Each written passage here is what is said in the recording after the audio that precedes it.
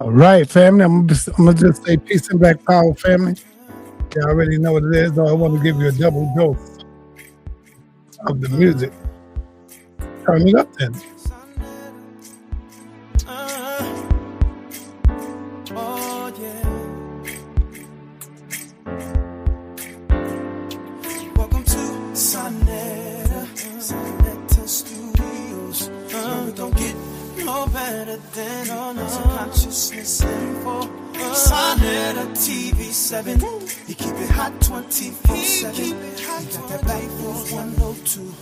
Sonetta TV2. Yeah. You are now inside Sonetta Studios, the House of Consciousness production, Black News presentation.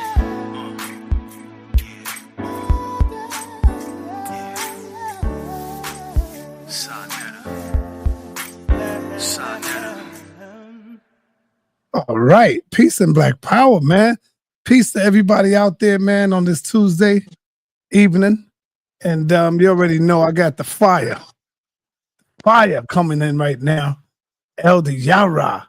Make no mistake about it. You know what this topic deals with. We're talking about the prophecy of the Pope, fact or fiction.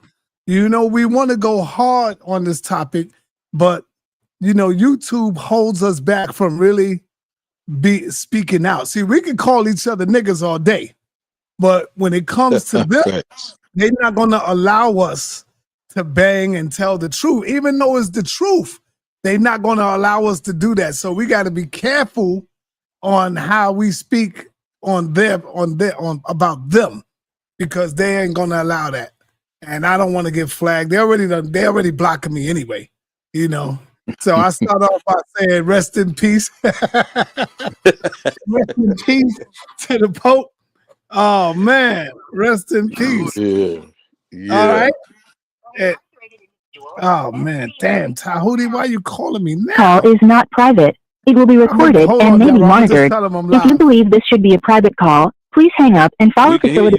We can hear you. Register this number as a private number. know. To accept this free call, press 1. To refuse this free call, press. Thank you for using Securus. You may start the conversation now.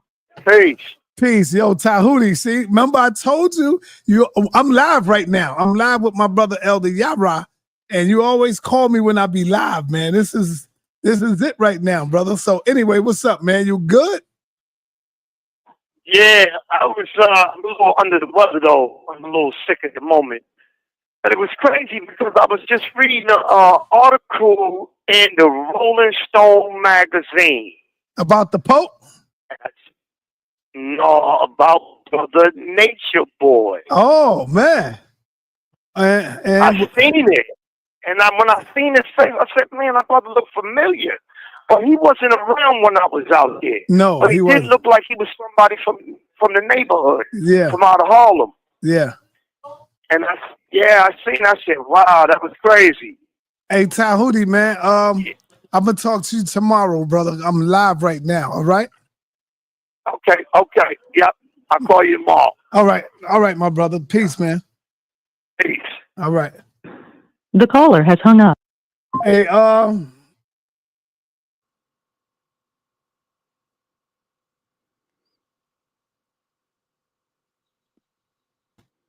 okay, all right, brother Elder Yara, it's on you, man. Let's talk about this thing going on, man.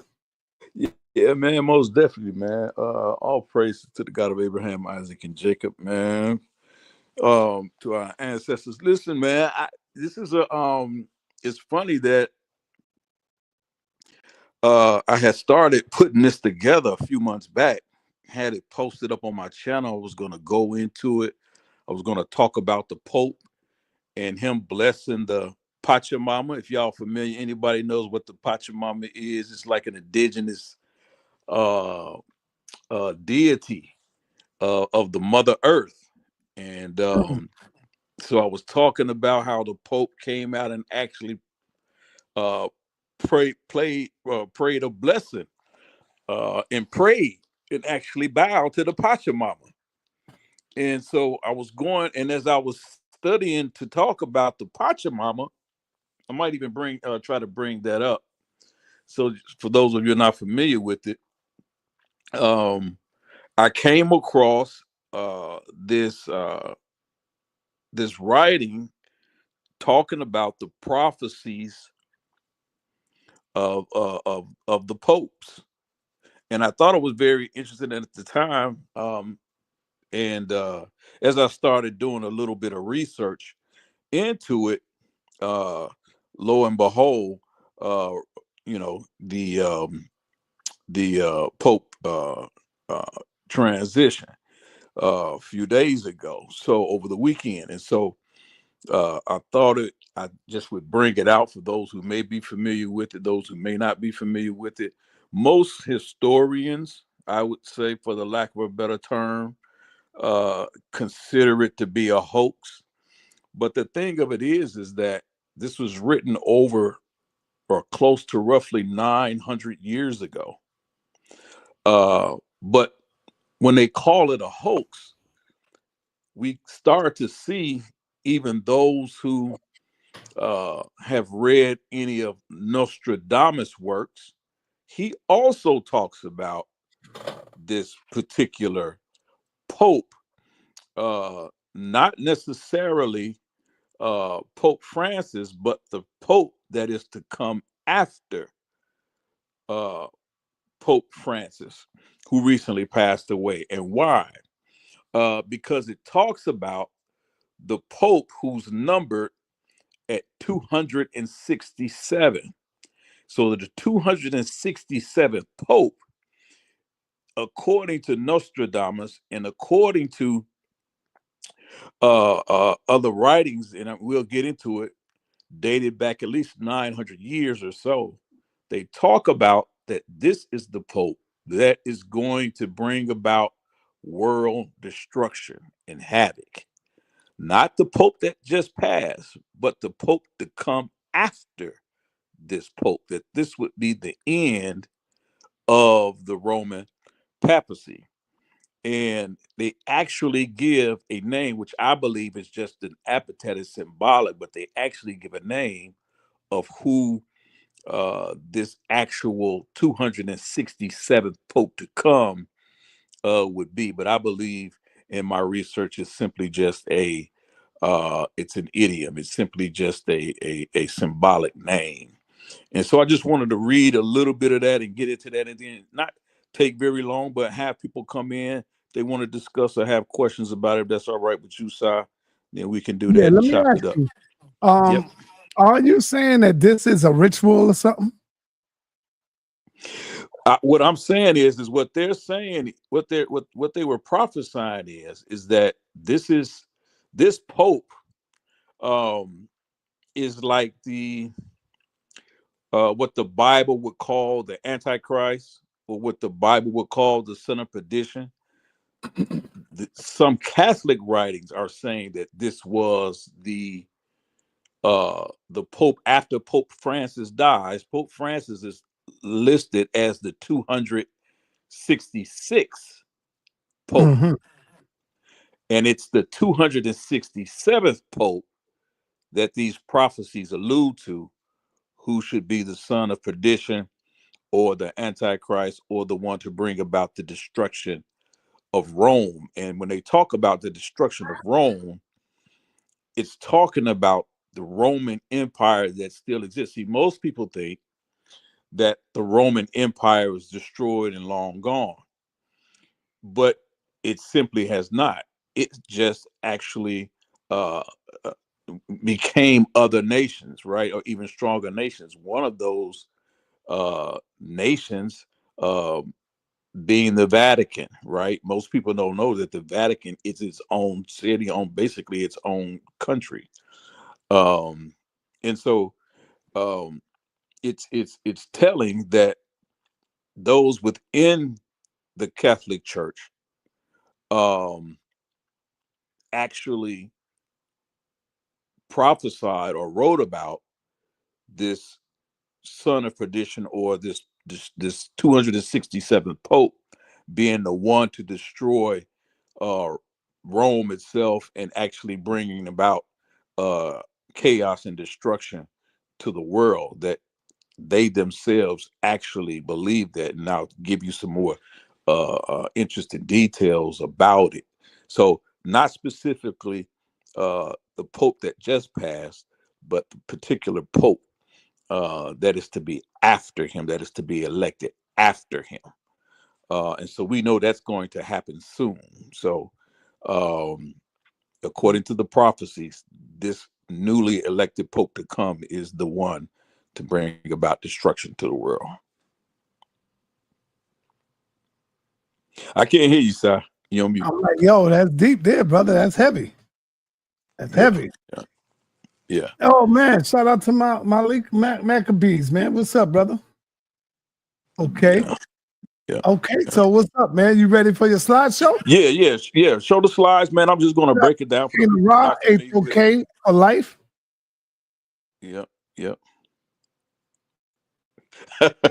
Hey, I don't tend to disagree with you, Q. Oh yeah. Yeah. It's just wow. Okay, y'all see what it is. We're gonna be talking about Pope Francis has died, prophecy of the Pope. You can go to the next slide, Saturday. Okay. All right, Yeah. y'all in for a treat right here. Let's get this in. Let's go. Yeah, it's not that many slides, man. We're gonna get right into it. So this we're gonna be talking about. Let me know. Yep. The prophecy of the popes, right? So the prophecy of the popes attributed to Saint Malachi, right, is a series of about 112 cryptic or hidden Latin phrases purporting to predict future popes, starting with Celestine II. It was published in 1595, right, by Arnold Wyon, a Benedictine monk, who claimed it was written by Saint Malachi, a 12th century archbishop of Armagh. Now, there is some controversy to that, that most people say that it's not written by the hand of Saint Malachi, but that it was a forgery that comes later on. But it's very interesting of the many different things that's entailed here, why you might really want to question that, right? It says, so while considered a hoax by most scholars, the prophecy continues to intrigue and spark debate. And if you see, I have over here an actual image of the final part of the prophecies dated to 1595, page 31 in this particular document, where he starts to list the names of these particular popes and different things like that. You can go to the next slide, Sana. I'm not going to have you click the links. You can just go to the next slide. Yeah. So right here to your right, you see an image or a statue of Saint Malachi, right? That was commissioned between early 1500s, I believe, or something like that. But it talks about the prophecy, right? So here's the origin and the authorship of it. The prophecy was discovered and published by Arnold Wyon again in 1590. And he, again, as I said, he attributed to St. Malachi, but some scholars genuinely believe it was done, or it was a work much later done in the 16th century, right? So the prophecy has been interpreted in various ways, with some believing and predicts that it predicts the end of the papal lineage and the coming of the last judgment, right? And so the interpretation of the prophecies in this cryptic language that it was written in, it has this like subjective interpretation with it, has led a wide range of speculations about the identity of future popes and the timing of certain events. We can go to the next slide, Sanetta. Like I said, this won't be long. So again, the prophecy of the popes had indeed claimed that there would be 267 popes, right? This is what I talked about earlier. In total, before the church, and they were talking about the Roman Catholic Church. Let's be clear. They're talking about the Roman Catholic Church was expected to go under some sort of siege. In other words, when this 267th Pope comes into play, the one who's coming after the previous Pope that just passed away, he's going to turn the Catholic Church or the Vatican sort of into like this rogue thing, right, where you would have to worship the Pope, right? In this particular Pope, he's going to want to be worshipped. He's going to wield political power, right? He's going to command an army, right? And so this are the things that they're saying that this particular Pope is going to do, right? So Saint Malachi was an early 12th century Roman Catholic Archbishop of Armagh. We talked about that, who was accredited with authoring the prophecy of the popes. So assuming one believes that the document is authentic, then the beginning of the rapture will happen sometime shortly after the death of Pope Francis, right? Which was the Pope that recently just passed. So a lot of this information was written before, again, going back 900 years, stating that the 267 Pope would be the one, right? So it says there are, of course, two issues with this claim, right? This is why I titled it Fact or Fiction, right? But I felt it was just interesting just to really discuss, considering some of the other things that have not been brought out, that we're going to talk about a little bit later, right? So some theologians argue that the document was in fact created in the 1590. We talked about that, or at least was heavily revised from its original state. And so they believe that is in fact a forgery attributed to an earlier figure for the purpose of credibility. Prophecies are never set in stone. And even if the Roman Catholic Church is only destined to have 267 popes, the circumstances may have changed so much in the last 9 centuries or 900 years that St. Malachi's predictions may no longer be reliable, assuming he really did write or pen the original manuscript. You can go to the next slide, right?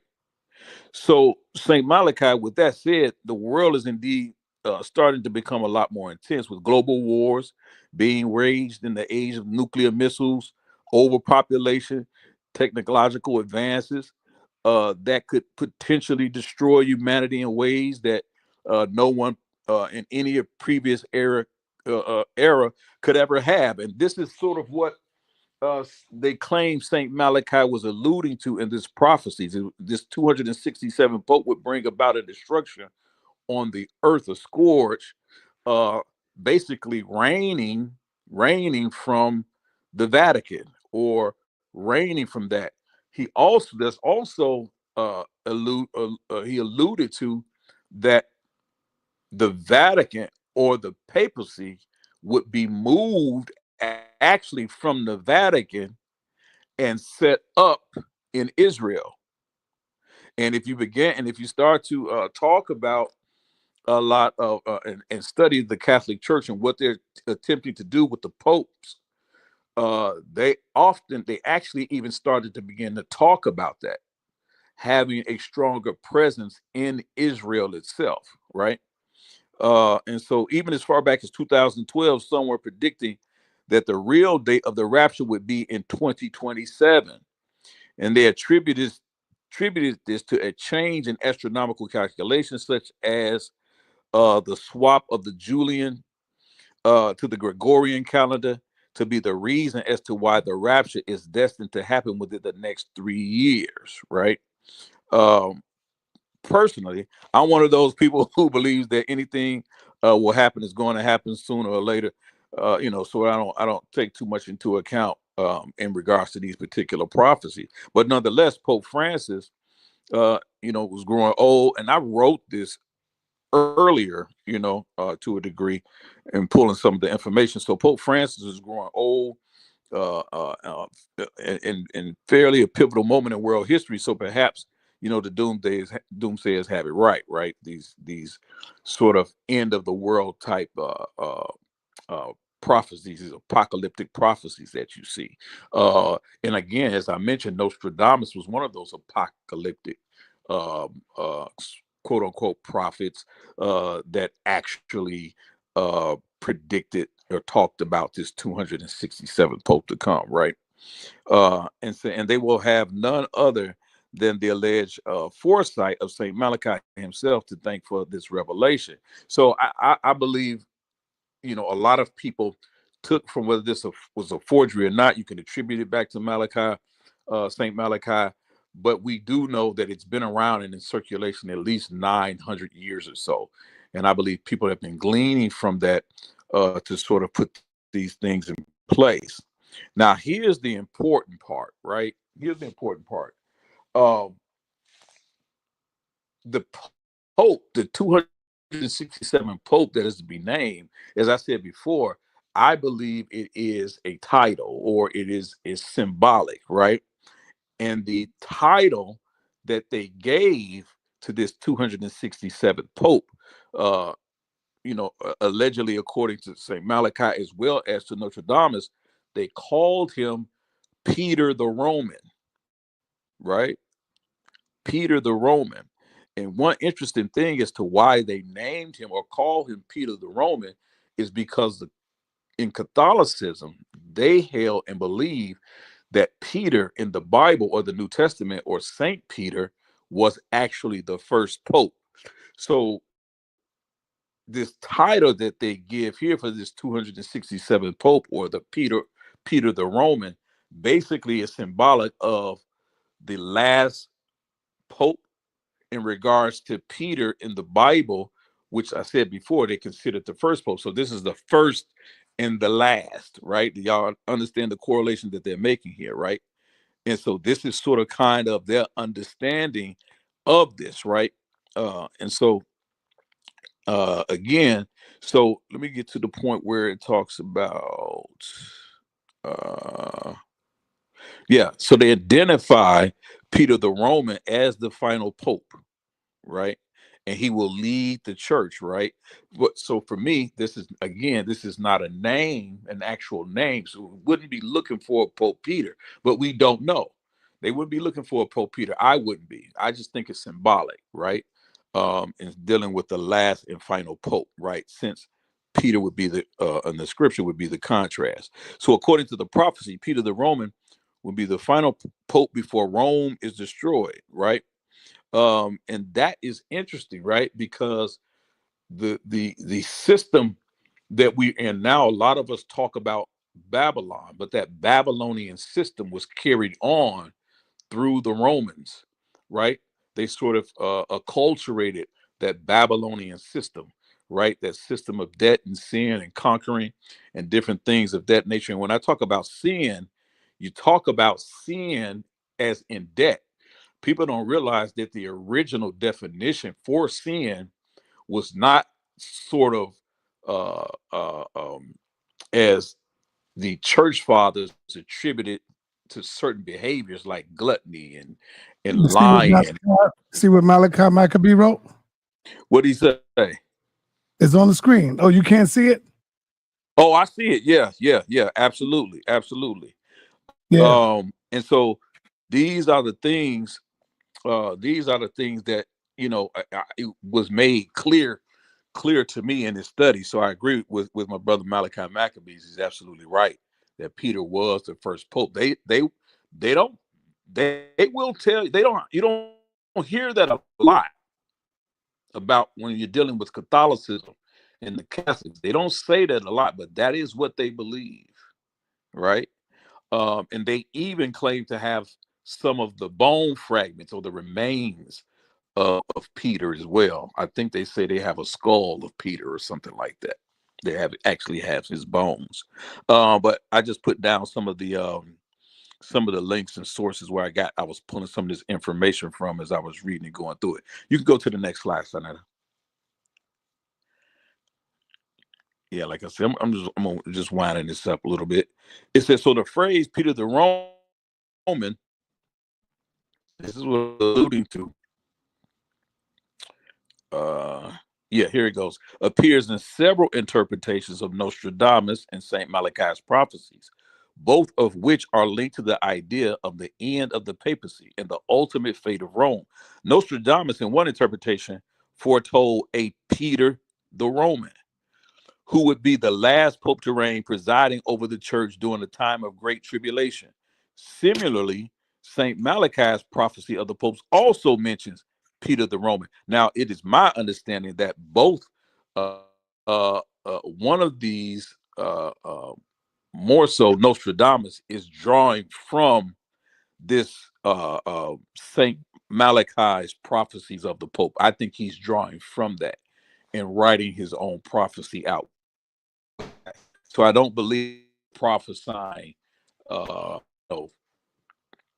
two separate prophecies confirming one another. I think Nostradamus draws from the prophecy of the popes.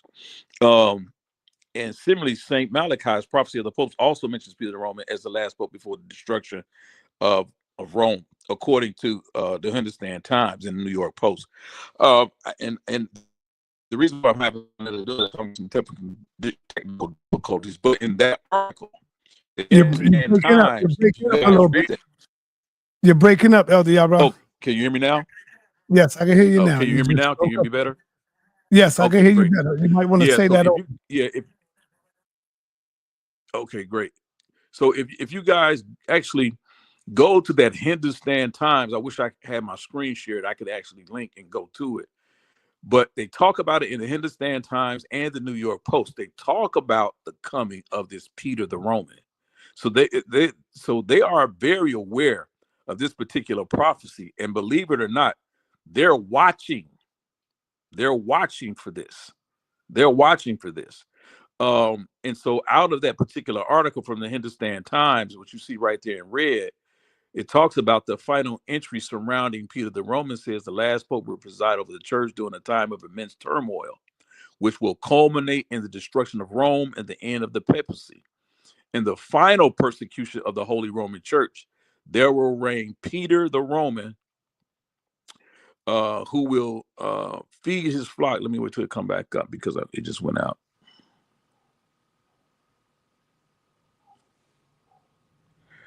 Okay. It says, in the final persecution of the Holy Roman Church, there will reign Peter the Roman, who will feed his flock amid many tribulations, after which the Seven Hills City, that's the Vatican, if you guys are not familiar, the Seven Hills City will be destroyed, and the dreadful judge will judge the people. The end, the last passage reads.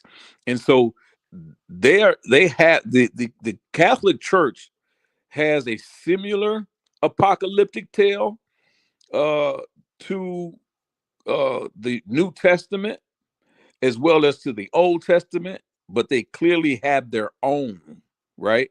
And this is why I say there's a difference between most traditional quote unquote Christians. It is my belief Catholics are not Christians. They are not Christians at all. I know we have some people, on here earlier making that statement that Catholics are Christians. I disagree with that wholeheartedly, because if you begin to read instead of the doctrine, it's far from that. Far from that. What you read in the scriptures when the Israelites were first called Christian in Antioch, these were still Israelites, but they're far from that. This is clearly a Roman pagan. Some would even say, some Hebrew Israelites will even say, this is the understanding or the culmination of Esau, right?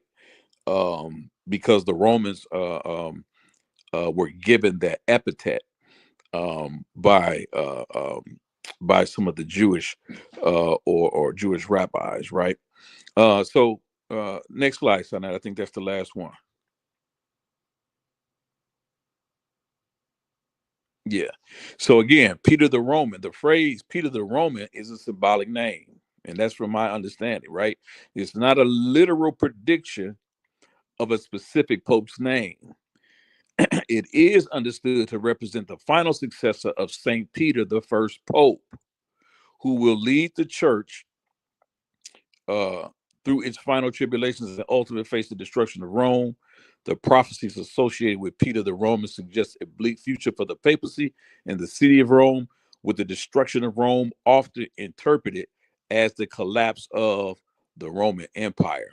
And so this is why I often talk about when we see images in Rome, we see things that we're able to connect. We would see the Mother Mary and the baby Jesus together in a painting, and then you have people who correlate that or compare that with Isis and Asar. I tend to agree with that is a direct connection from the Catholic Church to ancient Kemet.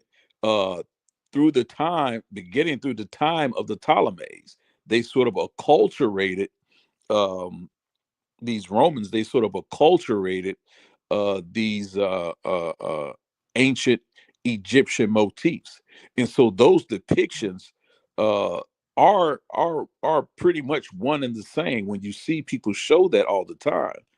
But what's convenient about it is that those depictions, or any of those depictions, always are devoid of the first century. Why? Because the Catholic Church did not exist as it does today in the first century. It did not exist. This is only a second century creation in which they reach back to the first century and claim that Peter was actually the first pope. And that was to give them some sort of connection. So you actually almost have to wonder why they even chose Peter, right? Even why they even chose Peter. One of the reasons why the Catholic Church chose Peter is because Peter was known to be at odds with Paul, right? And Peter and Paul were known for being an odds. So there's the famous scripture in the verse where it talks about Peter has a vision where the Most High tells him, don't call clean what I have made clean. Don't call unclean what I have made clean. And he shows him a sheep with many different animals. And most people think that that's that's speaking against keeping the dietary laws, or that's speaking about the inclusion of Gentiles into bringing them into salvation. But if you actually study that, has nothing to do with those who are Gentiles per se, who are Romans, right? It's not talking about Roman Gentiles at Esau. These are talking about Gentiles, as we see in Genesis chapter 45, who are actually referring to other Israelites, northern tribe Israelites that were living in other countries, right? So that's that, Sonetta. So, hey, that's the end of that presentation. I just wanted to bring that out, and then come on. Anybody want to come on and talk about it? Bring, Malachi Maccabees is on. He want to come on and talk about it, and we can get it in from there. All right. Beautiful breakdown, brother. Beautiful breakdown. Bringing it out. The link is in the chat. If anybody would like to join Elder Yara in this conversation, the link is in the chat. Anybody would like to participate, join Elder Yara, ask him a couple of questions. You have your opportunity. The link is in the chat. So, Elder Yara, you can speak until the people come in. Yeah. No doubt. And again, this is one of the things that, I always found, be quiet, dog. I found very interesting was that, and I see Sister Sakina, Rob, peace and blessings to you, Sister Sakina, that she says that Peter was a Roman. And that's the interesting thing about it. And why I said, why did they choose Peter and not Paul? Because Paul had Roman citizenship. Peter did not. But they chose Peter as their first pope, right? And so there's there's a lot of interesting things that go on. How you doing, Z? You're breaking up, Elder Yara. Peace, Elder Yara. Peace, Brother Sonetta. Peace. Okay, so my question was, I was asking, was Peter a Roman? I'm glad you answered that for me. But one of the questions I wanted to ask, I did ask about that name carrying, because I wasn't clear on that. I thought I read that, but one of the other questions I want to ask is about saints. Are all popes saints? Yes, all popes receive No, that's not true. Some popes receive sainthood. Okay. If they're confirmed to have some type of extraordinary work or some type of attributed miracle or something, if someone claims that they were healed by the Pope, then they would have basis for sainthood, and then it has to be voted on by the conclave of bishops and cardinals. Okay, because Paul, Mhm. I'm not sure about Peter, but I'm assuming Peter and Paul, Mhm. right? Mhm. They part of my favorite candy bar, Mounds and Almond, right? Yeah, right. They were martyrs, were they not? That's true. That's true. Okay, Peter was martyr. so in a sense, it's like Notre Dame's prediction. I'm not sure. Are you calling it a heresies? Because if martyrs are also popes, Notre Dame's prediction may be a heresies or maybe not, because martyrs can be popes, and all popes are not saints. Correct? That's correct. Okay, That's correct. so what are we saying? Yeah, I agree with you. Like, I know, like, when they talk about Peter's death, right? When they pretty much crucified him, but he requested that he was not worthy to be crucified like Yeshua, so he wanted to be crucified. So they crucified him upside down. They still nailed him to a stake, but upside down. Well, yeah. Wait a minute, let me cut you off really quick. I'm Go saying ahead. not for what they did to him, but what he did after the death of Jesus. He started killing religious people, him and Peter. This what they did to other people, not what was done to him. What he did, what they did, that's what made them martyrs. Because they started killing people based on religious values. And so that's why they were not saints. They were martyrs. And so that's what I want to go into. And then I'm going to leave so other people can come on. I really wasn't ready for this, but I appreciate it. And I'm going back to the chat because I want to write notes. Here, I can't write notes and stuff, right? Oh, okay.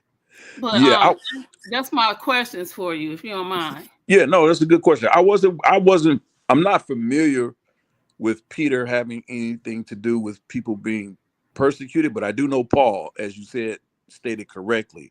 Paul give me 1 second. Yeah, set that mud up, man. Ain't gonna bite nothing but bread, man. I love Sonnet. He be trying. You know that mud ain't gonna bite nothing but bread. All this food. Okay, I'm gonna go down so more people can come up because I know it's only an X amount. He already got my question, so I can write my notes and everything in the chat. All right. All right. Thank you, Sakina. Appreciate you. Thank you. All right.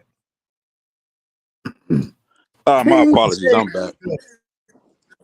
What kind of dog you got, Dr. Yabra?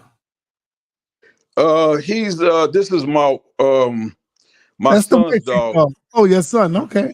Yeah, this is my son. Shut up, dog.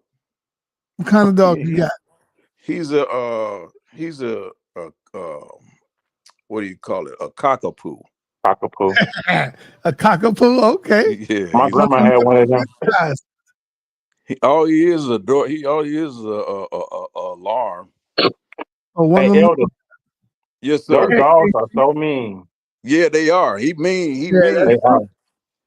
Yeah, he is. All he right. is mean. Yeah, for real. Right. Yeah, you want to finish answering Sakina? Then we go on. Yeah. Like I said, I'm not familiar with anything Peter did to persecute anyone, but I do know, Paul, you were absolutely right. After the death of Yeshua, as well as before the death of Yeshua, that Paul was definitely persecuting followers of Yeshua.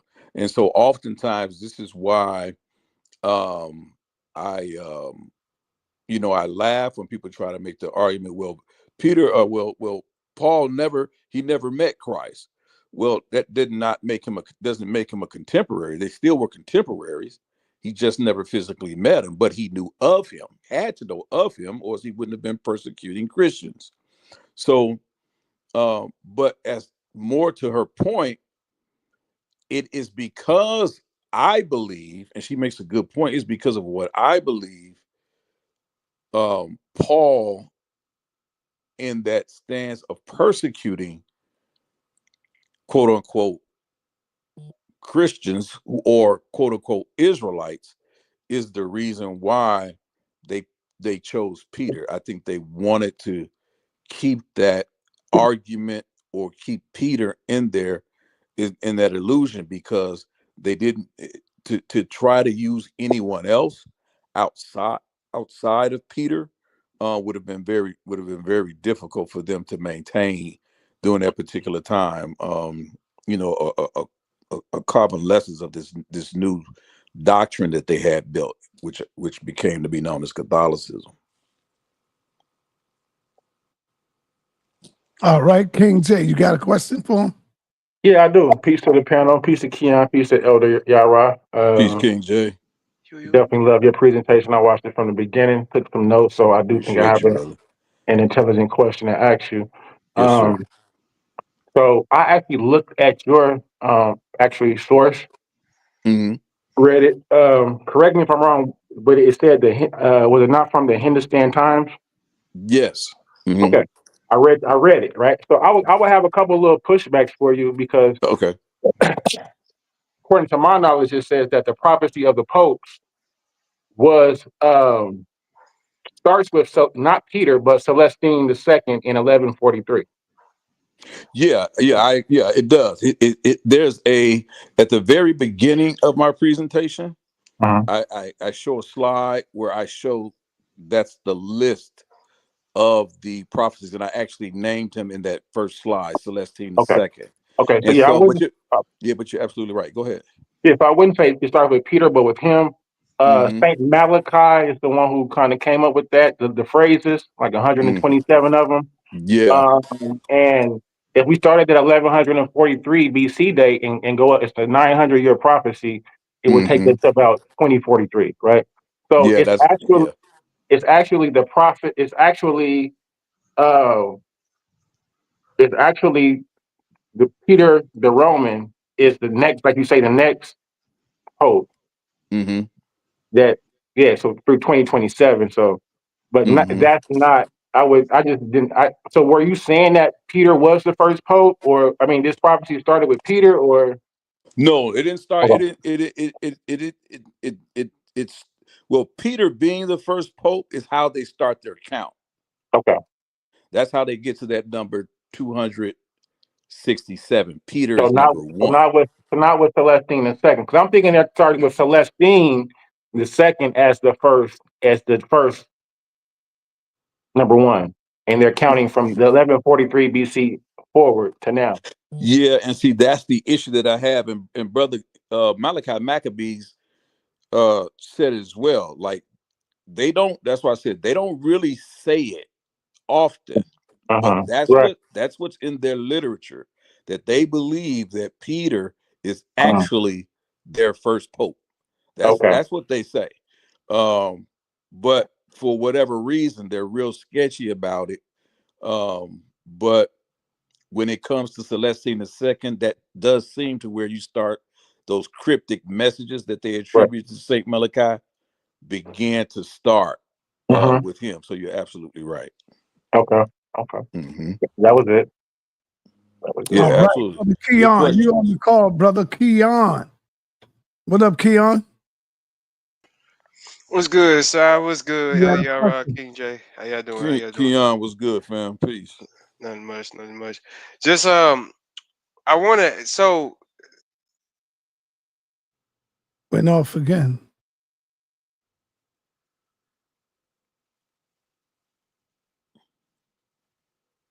Let's get back to Keon. Come on, Keon. Yeah, so it's these things. Now let me say this, like Keon's back. I don't put any stock in any of these prophecies. I just find it something interesting to discuss, to know that these things are out here, but there are people who actually believe this, right? And they've even created some secret societies based on this. Yeah. Initially, Yeah. I was thinking you were leaning towards maybe some sort of a Daniel prophecy, Daniel 8 prophecy. Yeah, because there is a thing in that Daniel 8 prophecy. The little horn. Yeah, with the little horn and the different things. But that only leaves me, like I say, when it comes to the Daniel 9 prophecies, I know people use that as a future is basis for future prophecies, but I just leave it at that's speaking about Antiochus Epiphanes, and that's where I believe it should actually stay in my understanding, right? So yeah, that's another good question. Yeah. All right, Keon, you ready? Yeah, Keon he's off again. No, you dropped on, huh? Yeah, but yeah. So it's a lot. You know, that's why I often say, if you want to, if people want to make the argument and the claim that Christianity was taken from ancient Kemet, I say the only way you can even begin to have any truth to that statement is at the event, at the beginning of Catholicism, right? There's nothing prior to that suggests anything other than that is all speculation. Anything in the first century is all speculation. Elder Yara, you see the unk on my hand, right? Would you say that would you say that was the first cross? Actually, I don't believe that was the actual first cross. I do believe that one of the oldest depictions of a cross was the what we call the swastika, right? But they found that in when they excavated the city of Troy, I believe back in the late 30s, early 40s, when they excavated the city of Troy, and they found what they called it a circle. But the Aryans, the Aryans or the Germans acculturated that because at the time that Sanskrit writing that they found was some of the oldest known writing to exist. So they wanted to make themselves preeminent over every other race. So they sort of acculturated that for themselves. Yeah. And so that's how they began to use that. So, but I've had certain understandings of when it comes to that so I've noticed that there's depictions in ancient hieroglyphs where the ankh is being placed at the nose, right? To me, that's not necessarily a symbol of a cross, but one of knowledge. And I know some people say Tau, or you can get cross from Tau, T-A-U, or Tau from that, but it's a symbol of cross or knowledge that is. So in that aspect, it's possible you could say that. Now that I go through it, you could say that. But I've also read sources that it was like a latch, right, or hoop or a latch on a garment, and it's more closely related to Isis than any other deity, right? Yeah. So that's my yo, King J, you did that yourself? Because I know you's a tattoo man. Yep. When I first started, so I did all my own tattoos. That joint is bad, man. I appreciate that. Hold that up again. Yeah, that's dope. I was looking at it. Oh man, yeah, that joint is bad right there. I like that. Dope. Yeah. Appreciate it. Yeah, it's good work. I like the way you got it around it, with the red around it and all that. Yeah, that's fine. One of my first ones. I appreciate it. All right, we got Cube in the building, man. Cube, man, let's get it, man. Talk to us. Yeah, what's going on? Peace, y'all. What's happening? Peace. What's going on, Cube? Not too much.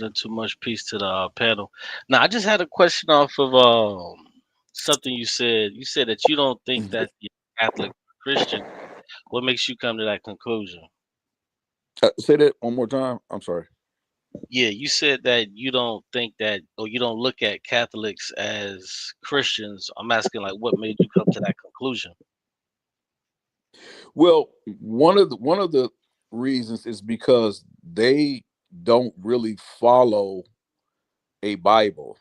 They follow more so though that they have their own rendition of what they actually call a Bible, right? And it's not a King James version, it's not a Westminster Bible, it's not a Matthew Bible, it's not a Henry, it's not any of those things that we would understand the traditional Bible to be, but they have their own doctrines, their own liturgy.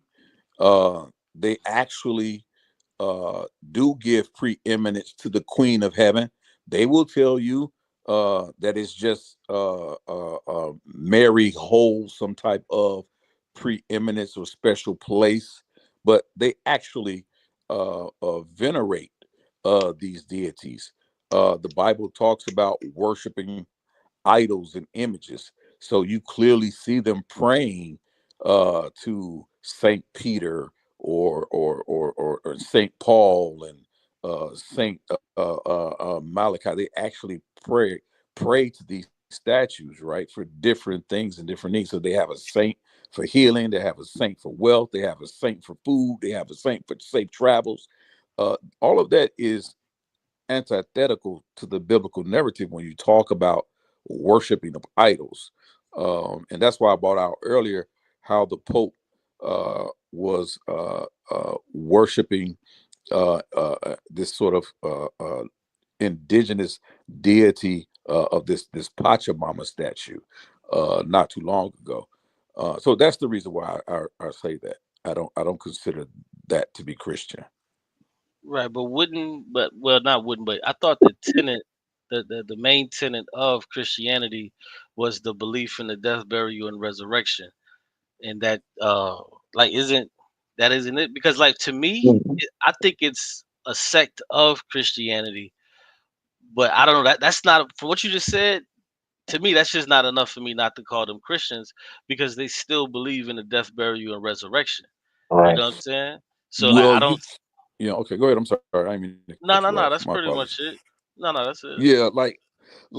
Okay. So when you talk about the death, burial, and resurrection, right?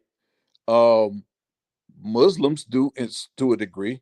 They just don't believe Jesus was the actual person that was killed on the cross, right? They say that maybe he had a twin or something like that, or he got down off the cross. So they all have a death or resurrection or crucifixion story. That doesn't necessarily mean that it equates to what we actually read in the text. And so even their understanding of death still has to be argued, because they have a ideology or a belief of what they call purgatory, right? That doesn't exist in the biblical narrative, right? Really? No, there's no purgatory. So what did the people in the Israelites from the Old Testament believe in? Because they didn't believe in going to a heaven. No, well, actually, they didn't believe in going to necessarily what Catholics call heaven or Catholicism calls heaven. We don't No. I'm talking about the people, the Israelites in the Old Testament. They didn't believe in what the people in the Israelites in the New Testament call heaven. The Israelites in the Old Testament didn't believe what heaven or hell, how the New Testament describes it. So I would say that Catholicism's purgatory lines up more so with the Old Testament Hebrews more so. Well, not necessarily, because when you talk about death in the Old Testament, right? They talk about they talk about Enoch being translated, right? That he did not see death, right? They talk about the prophets, the prophets dying. Before that, in the New Testament says that they were held. By the time you get to the New Testament, it says that they were held, or their souls were held in a place called paradise, right? But if you understand what purgatory is a place where you die, you make amends, and then you go to heaven. That doesn't exist, right? So in the Old Testament, now you have some that will argue reincarnation has that type of reference in it, but that's why when I debated Captain Zaryak, I'm like, no, you're debating Catholicism. That's not in the biblical narrative, right? Like, it just doesn't exist in the Old Testament, right? In that sense of the word. So, like, I don't think they have the understanding like the Hindus do, where you die, live as a human, you die, you can come back as a butterfly or something like that. I don't believe they So, Elder, Shirley real quick, McCain type of living. Elder, real off the question what you just said. When Jesus came back and his disciples saw him, but they didn't recognize him, that would allude to me that he came back not in how he was looking before. Well, it doesn't say that it wasn't. He didn't look how he was looking before, and the scripture that deals with that is simply when he asked Didymus or Thomas, he says, "This is who I am," because you have to understand, they believe that he was dead, right, placed in a tomb. Right? I was under the impression that they recognized him by his spirit, not his physical form.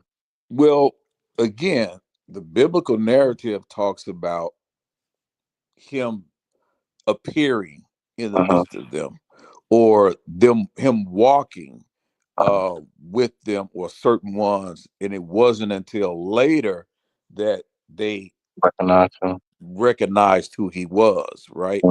But it never says anything about his visage was changed or his facial features was changed. And what we know is that he asked Thomas the pertinent question. He says, "Look at the wounds in my side, the nails, scars in my hand."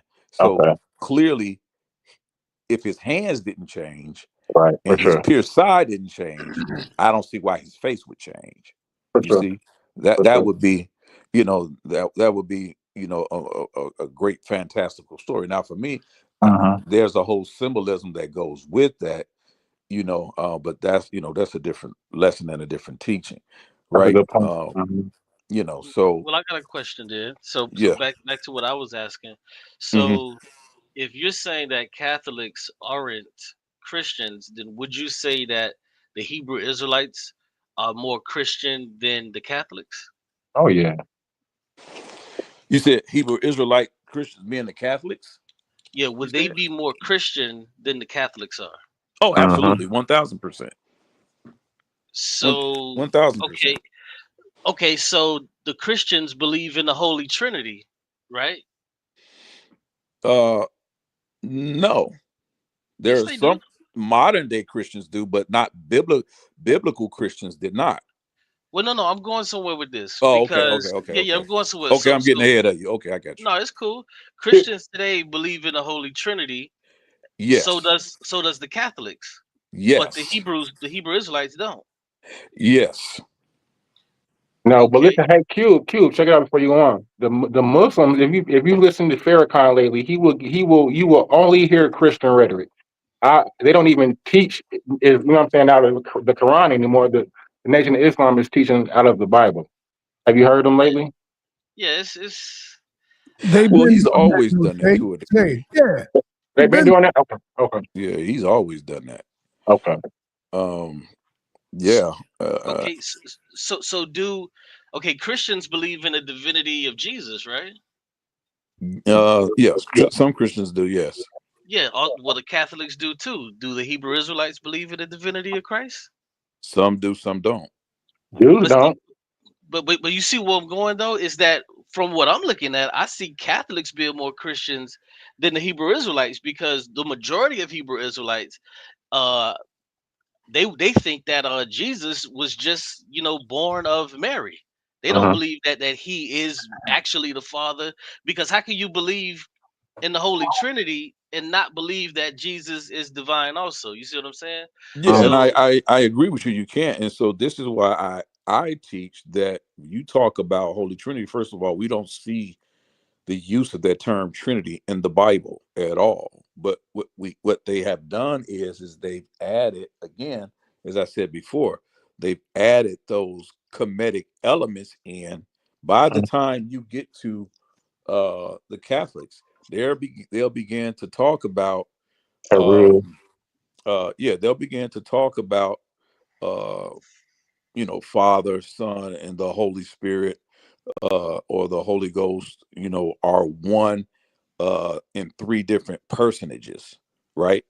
I don't believe that the scripture teaches that at all. But their understanding of that is much more aligned with ancient Kemet but and let me say this last Catholicism. thing. I'll say this last thing and I'll pass it. So you said that they begin to add those things in. Well, don't we see the same thing when it comes to the Old Testament and New Testament, to where we begin to see things added in that weren't there, or that they stop following or begin to follow new things? So don't you see new things added in? And I probably think I know your answer, but I see new things being added in from the Old Testament into the New. So if the Christians want to add new things to their religion, then I don't see a problem with that. Well, if they add things to their religion, then does it actually change? Is it the same? No, it's not the same. So that's my point. So But that's my point with the Bible, is that the New well, Testament but added you stuff. don't. But see, this is what I'm saying. In the Bible, there's really no evidence of divinity being described. You don't get that until you get to these ecumenical councils, and they start having these arguments about the hypostatic union, or was Jesus fully God and fully man, right? And you start to see divisions, right? Based on these particular arguments, right? Because these arguments did not happen in the first century, where Because he Jesus was. didn't exist. He Well, was. not necessarily. Not necessarily. If you want to make that point that he said he didn't exist, but they had that Israelites. The first Christians were Israelites. They wouldn't have never conceived that concept. You see? Yeah, we're gonna have to talk about this more. There's other people on the panel. Yeah, we can definitely chop that up. Yeah, because so what is it, Josephus or is it Eusebius that mentions the first account of Jesus? Because I don't think the original Josephus even has Jesus in it. Is that correct, Yara? No, you got Christ. It's not Jesus. Yeah, Yeah. he says Christ. He doesn't necessarily use the word Jesus, but we do have, and this is what I was saying the other day, as far as early mentions of Jesus by name, right? Or Christ by name, or Lord by name. Like, again, there's only a few persons that would have been given that epithet, right? Correct. So it's difficult to say that that's not who they were referring to, especially when Paul, in one of his earliest letters, authenticated letters that most scholars agree, when he says this is James, the brother of our Lord, or the brother of Jesus. So it's, that's what Josephus draws off of. And so it's at times that, we see these different things early on. But I just in my understanding of what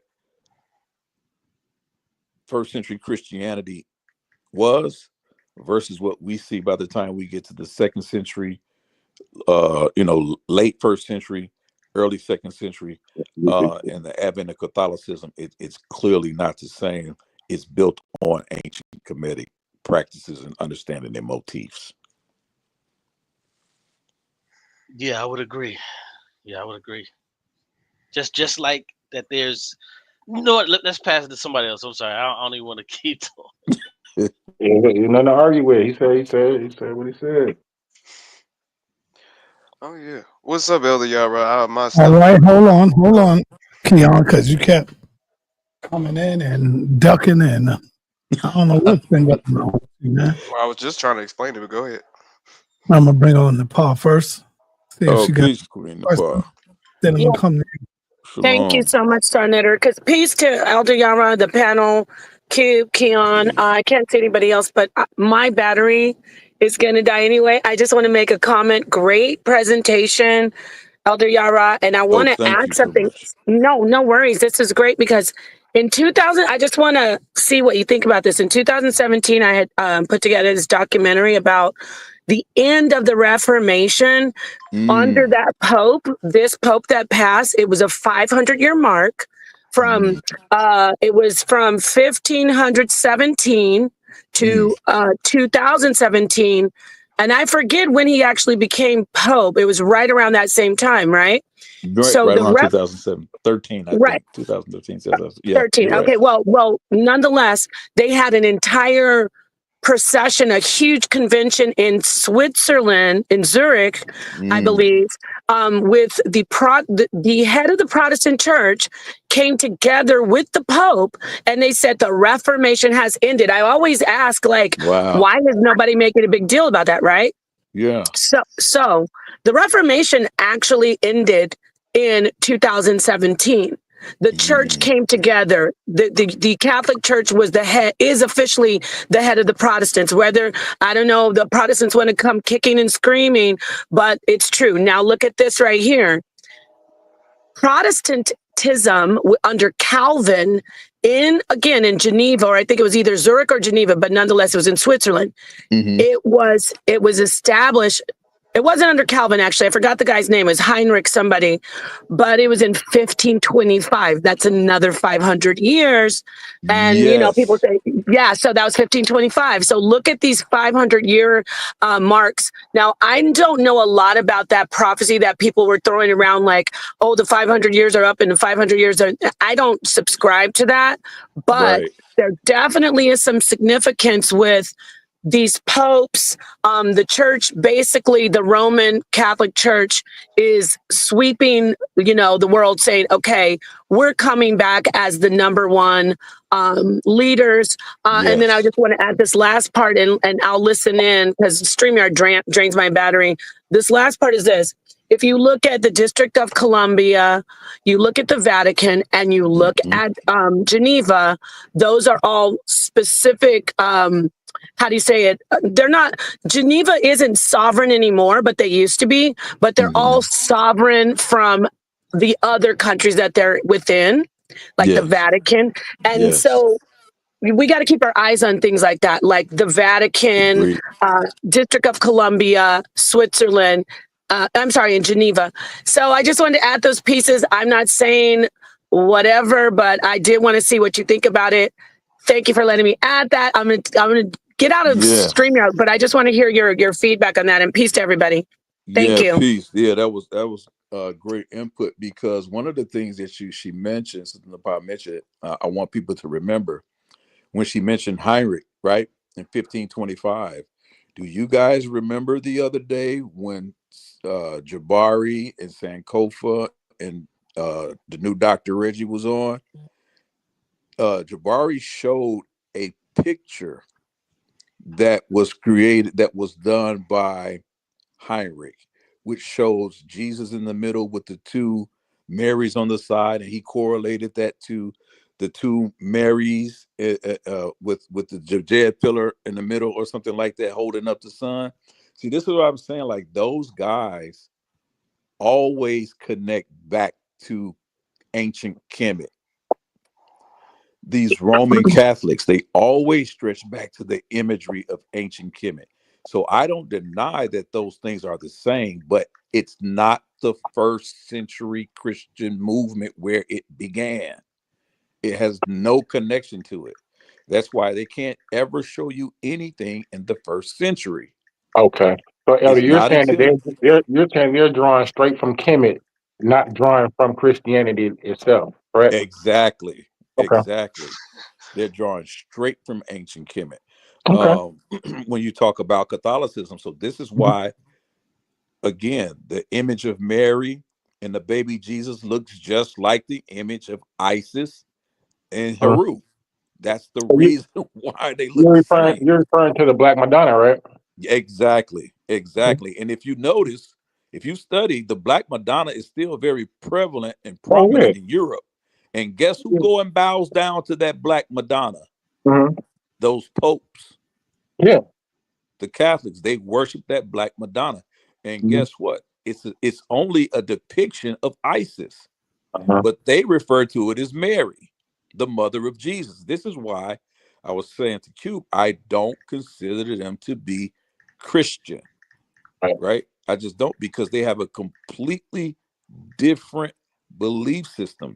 And if you're not careful, Sister Napah said, you'll be easily confused, even with some of these debates and arguments that go along. I'm like, yeah, but you're only arguing Catholicism versus ancient Kemet. Yeah, they took a lot. I dare to say they took almost everything, right? But you can actually see that even in some of the decrees that Constantine did when he came to power. One of the things that Constantine did was what he recognized was that he could not squash that new Christian movement, right? Those Israelites converting to this belief or the followers of the way or Christ.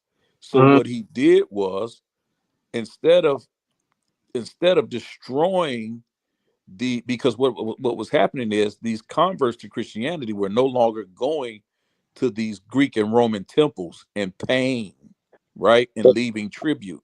They were no longer doing that, because the new Christians, like the Israelites, say, hey, listen, we don't worship idols. We're not going in the temple of Diana. We're not going to do this. And so, so what they did, so what Constantine suggests, basically, when he got those cardinals together, which now they call them cardinals, he got those pagan temple priests together. They form what we call cardinals today. This is why they wear the red, right? And basically what he said was, and there's an argument for this actually in the New Testament, about how the Christians stopped buying idols from a blacksmith named Demetrius in the scripture. And he made a big argument about it to the people, to the officials in Rome, saying, hey, we got to do something about these Christians, because we're not making any money. And if we don't make money, we can't pay you taxes, because they're no longer buying idols to take to the temples of Athena and Diana. So what Constantine came up with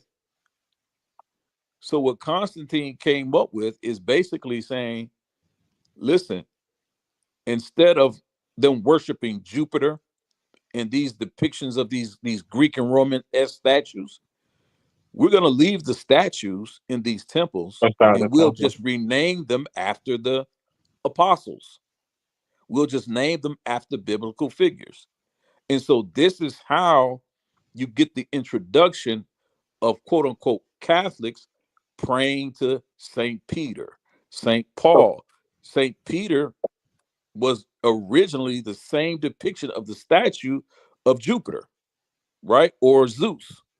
It's the same depiction, same deity. They just renamed it. Would you say that in those temples there would be also the local deity in there as well, to where they would be able to come side by side and worship and pray at the same time? Yeah, and so absolutely. We have the Apis, the Apis bull with Serapis, that, you know what I'm saying, that as well. But my question, I you mentioned followers of the way, right? And I've always wondered this, and you tied it back to Egypt. So are you familiar with the Shemshu Hora? Not necessarily, no. So Shemshu is just another way of saying followers. So Shemshu Hora would be followers of Horus. So every time I hear this followers of the way, I always wonder with this particular cult, because it was a solar cult. Right? Yeah. But I had a debate on this channel discussion with Edward Dodge, and what I showed him was and the debate was, is Yahweh El, are they two of the same deities, or are they separate? What I showed him is that there's an older culture of Yahweh or Yahweh worshipers that dates back to a priesthood that's mentioned in the Bible. They're referred to as the Horites. Now, if you understand who the Hori are, the Horites and the Hori, that is where you get Horus. That's where Horus comes in at, right? So we know that, there existed these Horites, right? Those were the priests. Those were the priests. They were the priests, right? They were the top priests. Now, people used to say who these Horites were. They weren't African, but clearly they were African, right? They were African. They were African people. I believe they were an Asiatic African people. But when you talk about the Hori, the Horites, the priest of Heru, it didn't. And if you actually study, I want to say there's an old source with Flanders. I believe it's Flanders Petrie. Flanders Petrie talks about the time out, brother Yara. Time out, man. Don't think I'm not listening. I'm listening. Yeah, you said that's where they get the term. Who get the term Horus? What are you talking about? We're talking about the Shemshu Hor. I want to hear Elder Yara. Yeah, as the brother was saying, Shemshu Hori. So when you talk about Hori, I know that they are mentioned in the Bible, but there's just deal with the question I'm asking you, brother. You said that's where they get the word, the term, or the name Horus from. Yeah, I believe they do. Who get that from them? The ancient people of Kemet, the ancient Egyptians. That's where you're wrong at, brother. That's why you got to be careful, because they didn't call him Horus. His name, that's where the Greeks get it. Now, if you say that's where the Greeks get it from, then I say, okay, you're correct. But the ancient Kemetic people didn't get nothing. They called him Horus. They called him Asar. That was his name. Asar. Not Horus, brother. Asar? The Greeks, that's the Greek term, is Horus. Yeah. That's why when you said hold up, did he just say that? Yeah, because again, that's not really what I'm saying, sir. Okay, all right. That's why I wanted to make it. What I'm saying is there's a old, now it's an old source, but I go with old sources. Jabari and New Reggie that you call the New Reggie, you funny with that. That he might be watching you, brother. So I'm trying to Reggie.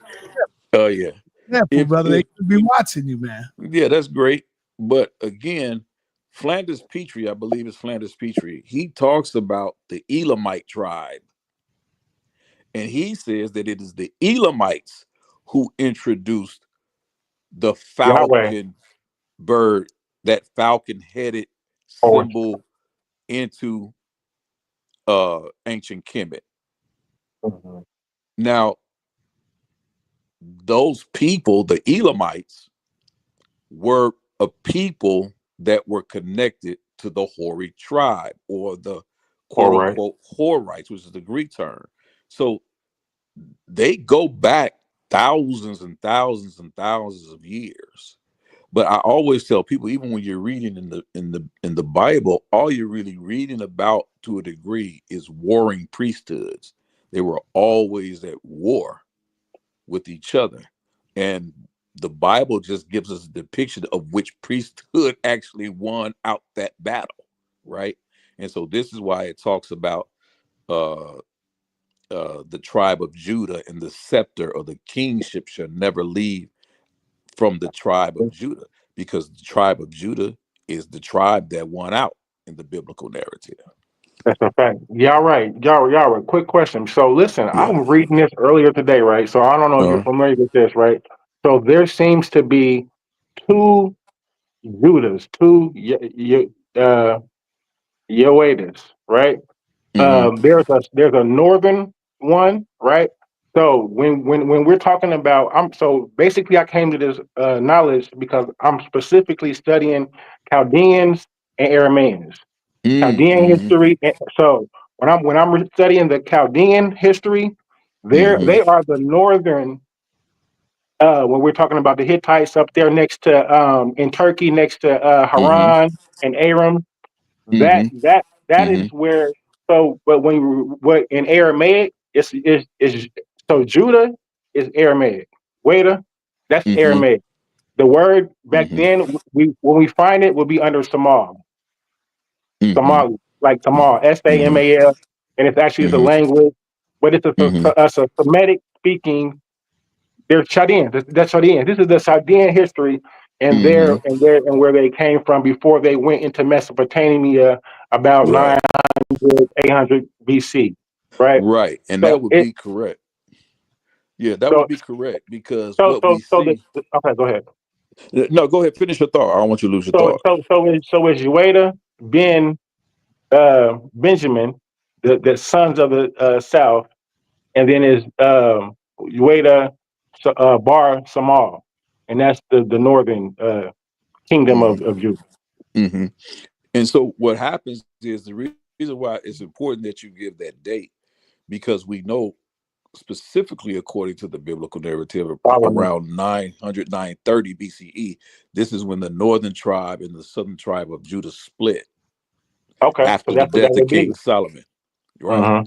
After the death of King Solomon, northern tribe, southern tribe split around that time. Those northern tribes became known as Aramaeans. There you go. Yeah, exactly. And so this is oftentimes the confusion that many people have. So now you fast forward 200 years to the Assyrian captivity. Those northern tribes, those Aramaeans, are the ones that are taken and deported. Right. And when they're taken and deported, now they're still Israelites, but they're in these other foreign lands, right? And they're speaking these other foreign languages, right? And they're not all they're not all keeping the law, right, of Moses. They're practice. They have these other quote unquote Gentile practices. They're living now as Gentiles. And so Ephraim, who has African blood in him, right? Because his mother was an African, right? An Egyptian. Ephraim is the largest tribe at the time. And what happens is that the whole northern tribe of Israel begins to be referred to as the tribe of Ephraim, but it encapsulates all of those northern tribes. And that's why I mentioned in Genesis chapter 45, Ephraim they're called Gentiles. And so that's why I say it's clear that the southern tribes of Judah is the ones that won out, right? Because now they're calling them Gentiles, and the kingship has to remain in Judah, not coming from the northern tribes. And so now this is where you get this whole argument. This is why I say when you're reading about Gentiles in the New Testament and the pulling together these Gentiles, it's still talking about Israelites, in my opinion. I know some that don't agree, but it's still talking about Israelites, but it's referred to they're referred to as Gentiles, and that's because the Go ahead. But I was going to ask. So would it be, because what I'm saying is the El worship, it seems to be 11 strictly it's El. Yahweh seems to be coming in, like imported in. Yahweh wouldn't be a local that Canaanite. would be with that would be with the tribe of Judah, the Yahweh or Yahweh, right? In that northern, come in with the and those northerners, those northern tribes, most of their appetites, they would still hold on to El, right? But they use it as a Apatak going back to how far they understood El to be in history, right? Because there's older references to El or even Yahweh El, but it's found in the Akkadian language, right? So that's before you even get an Israelite on the scene. So you would be referring to the Ugaritic script. Yeah, exactly. They refer to Eliel. Yeah, Eliel or Yahweh El. You'll see that, right? But again, that's even before you get to an Israelite, right? Before Israelites even come on the scene. So anytime you see one with El, they're reaching back to that older, ancient belief that they know that their ancestors, when you get to the tribe of Judah, you see more of this Yah or Yahweh, right? That they attribute to, but they believe that it is El. They believe it's one and the same. So and so they sort of do that. So you know, it's one of those things where if you're not really familiar with at least a little bit of that history, you'll say, well, yeah, he's talking about two different deities here, because people always say, well, see, El gave Yahweh his portion. No, it's talking about the same deity. They didn't have a dual belief system that hailed from the tribe of Judah, because that's who's writing. That's why I don't necessarily always deal with, I don't agree with the documentary hypothesis. You know, to me, it's been debunked. Yeah, I don't deal with that at all, because if that is to be held true, you should never see the Yahwist and the Elohist language being used together, right? But in Genesis chapters 18 and 19, you see Yahweh being used, right? In Genesis chapter 18, that's supposed to be attributed to the Elohist. Yeah, but they're going back and rewriting in Yah. Cause so look, if I said Bereshit bara Elohim, right? In the beginning, Elohim created. That's, but if you go to Strong's Concordance and look at that, it'll be Yahweh written there. You know what I'm saying? Yeah. That's what and that's why you do have to be careful with these concordances, because they will do that. But it's not as old as what we know some of the oldest texts that we have, because even in the Codex Sinaiticus is still written as Yahweh El, right? Still written as Yahweh. So in some other older codex, it's still written that way. So it's just it's just one of those things, right? Hey, Brother Lau, I'm not talking crazy about your brother Reggie, man. I just said there's a new Dr. Reggie on the block. That's all. I called him the new Dr. Reggie. I didn't even say he was Reggie. I said the new Dr. Reggie. Hey, and that should be that should be a compliment, man. What's good, y'all? How you doing? Hey, peace, Keon. What's good? Not much.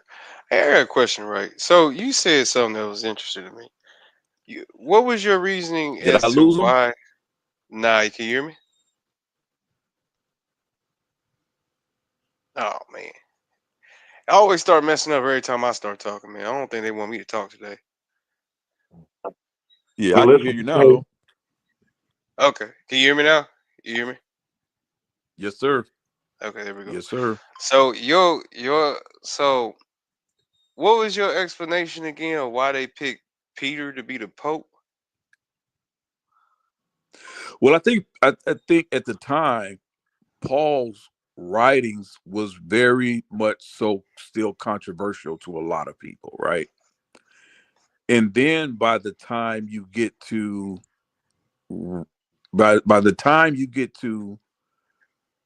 the advent of Catholicism, like in the 2nd century, people are already dealing with people like Cedo, C-E-D-O, Cedo, and Marcion's arguments on Paul's letters, or what Paul is actually saying, right? So I think that for them, they strayed away from Paul, right? They strayed away from it. And I'm not saying they should have picked Paul. I'm not saying that at all. I'm just saying they strayed away from Paul, because Paul was much more so anti-Catholicism. If you understand pretty much what he was doing and what he was saying, he would have really been anti that. So they had to go back as far as they could go to the first chosen apostle, or the one called, which would have been Peter, right? And they claim. Okay, so Hey, hold on. I'm gonna let y'all know real quick that we have a champ coming on. Miss Dr. Too Sweet will be in the building tomorrow at 7:00 Eastern time, and she will be going in breaking down intelligent design versus evolution. So that's going to be powerful. That's going to be hot. We have another sister coming in, and she's going to be going in. So she got to know something. She know her stuff dealing with this topic. All right.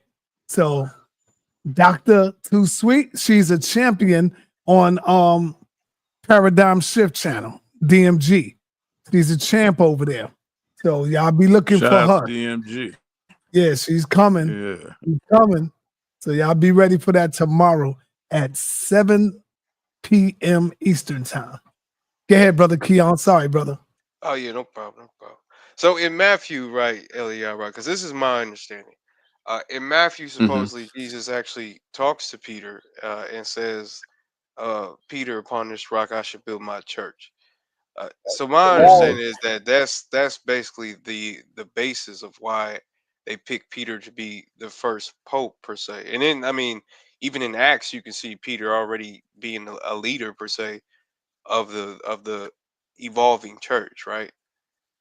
Well, that's another issue as well, because the actual leader that we see is actually James, the brother of Jesus.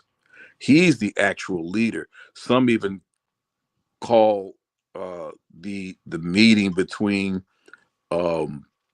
Peter and Paul is is sort of the first gathering or convocation. I don't know why the term escapes my mind, but it's James, brother Jesus, is prominent in the New Testament as the actual leader, not Peter. So again, and I agree with you that statement when he says that upon this rock I shall build my church, and the gates of hell shall not prevail against it, right? Yeah. So we have to understand that it's still all, to a degree, symbolic, because we know that the term Petra or Peter is rock, right? That's really what it says. So upon this rock I shall build my church, right? So we understand to a degree, and so, but what we don't have is a endorsement of the Catholic Church from Yeshua, because he makes that statement, right? It's definitely not an endorsement that the Catholic Church is his church, simply because they're idol worshipers to a degree. They also, right? They also have a belief system in regards to, like, the Last Supper, right? So the Last Supper clearly in the New Testament is clearly symbolic, right? It's clearly symbolic. This is the bread which is representative of my body. That's what the New Testament says. This is the wine which is a representation of my blood, right? Not that they were drinking actually blood, but the Eucharist, according to the Catholics, they actually believe that is what they are doing. They're actually eating the very body and drinking the very blood of Christ. So it's subtle differences in their fundamental belief system, again, which is why I can't call them Christian. But that's a good question, Keon. Did you see the presentation that Smash did on here about the eating the mummies and how they believe that by eating the mummies they could attribute the God's attributes of that God and the powers? Yeah, Stay on yeah, topic. yeah. But that, Yara, sorry to come in, but it's okay. we got to close this thing out. No doubt. I got to take care of some stuff. So, did Cube get a chance to ask questions? He came back in. Not yet. All right, go ahead, Cube. Yeah, so this is a little bit off topic, and since we closing, it's perfect. So, Yara, what I wanted to do is I still wanted to have that debate with you, but I wanted to know. Elder Yara, come on, Cube. I wanted to know if you still wanted to do it, and if so, what if you wanted to do it? Can we set it up to where you can bring your 5 points of contention to Marxism, communism, and then I'll bring my 5 points of contention towards capitalism, and then we can obviously talk about things on the side. But I want to debate your 5 core topics, and you can debate my 5 core topics, and we can have that debate out. And we could title it "What's Best for the Earth," or you can, calling them out, man. Damn, Yara. Okay, I'll do that. I'll take the time to do that. I'll do that. I'll bring my 5. You bring your 5. And, all right. I'll share with you my 5. I'll share with you. Do y'all have a date for that? Absolutely. Do y'all have a date? Nah, we just came up with it. Okay, all right. Let me know when y'all come up with a date, and we can get it in. Yeah, definitely. So All yeah, right. send me your 5, and then I'll send you my 5. And I'm probably gonna give my 5 on the live stream because they could come off of the dome. But yeah, I'll put my 5 out, and then you give me your 5, and then we'll debate those. And then obviously things on the side. But do you want to do what's best for the earth, Marxism, communism, or capitalism? I didn't hear your last part. You cut out. What's best for the what? What's best for the earth, Marxism, communism, or capitalism? Capitalism. Yeah, I don't have a problem with that title. Yeah, that's fine. Because I don't want to make it black people or white people. I don't want to do that. Right. Yeah, I got you. I know why you did it. Yeah. Right. Yeah, I know why you did it. All right, cool. Yeah, that's what's up. But yeah. So I'll send you. You send me your 5. I'll send you my 5, and then we'll get something at a date. No doubt. I'm gonna send you an email and set it up. All right, peace, And y'all. with that, y'all rock, close us out. Take us home, brother. Hey, so again, shout out to the HOK family, man. Shout out to Sonetta. Shout out to King J for coming on with great input. Shout out to Queen Napar for coming on with some great input. Shout out to Keon.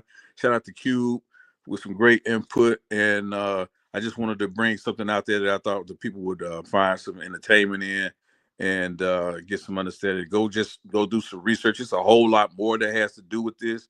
As Brother King J brought out. So again, man, peace and blessings to y'all, fam. Shout out to the New Torah Movement family. Shout out to all of the moderators. Shout out to Sister Professor Lovely Lady. Shout out to Cassandra Minster. Shout out to Sakina Ra. Shout out to Brother KOT. I saw you in the building. Morey Yum Yahoo. Peace and blessings. Salai Ben Yah, I know you out there. My man Water Blue, man, I see you out there as well, family. Peace and blessings to y'all, man, and love. Be safe. Peace to you, brother. Peace to you. We out.